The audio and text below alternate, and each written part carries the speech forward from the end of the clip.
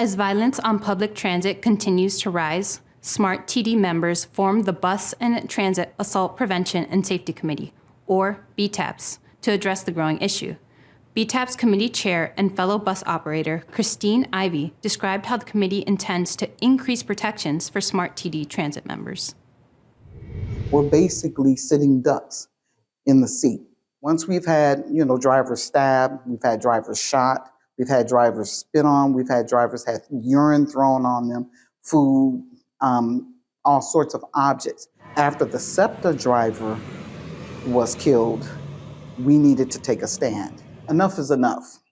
We need to make sure that because of the type of job that we do, the position that we carry, that we are a protected class. We need to be protected. So during a conference in Washington, we were talking about the need for safety for our drivers, and I asked our international SMART to help me to create a committee which will start to address the issues that were going on with the drivers and these assaults and what we needed to do to be able to curtail or stop this behavior with our passengers once they got on the bus.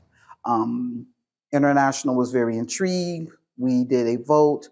We had a 99.99% response that they agreed that something needed to be done. A committee was created. That committee is called BTAPS. And BTAPS stands for Bus and Transit Assault Protection Safety Committee.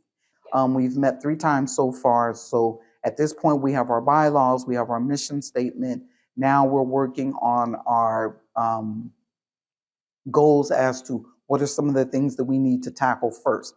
Our first is to get a hold of all the legislations for all 50 states so that we can communicate with them in regards to the type of laws that they already have, the type of laws that we can start to create. So we're hoping that with the help of SMART International, that we will be able to get connections with people who are able to make those moves for us and help us to get what we need to begin to start to curtail this behavior. We can't do it by ourselves, but we are going to see who we can work with and make sure that we're able to get, some of the things that we need as we move along and, create the process and getting things in order.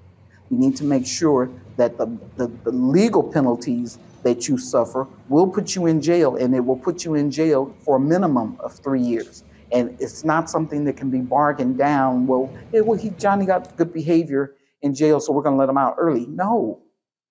We need to change our thought process about how we penalize people for behavior that they do. We are in a position where we are driving around $1 million vehicles with up to 50 or 60 people on our buses. And if someone hits us while we're in a turn, and that has happened, where a driver was hit in the face while he was making a left-hand turn, that bus could go out of control. You have a bunch of passengers on your bus that can then be injured.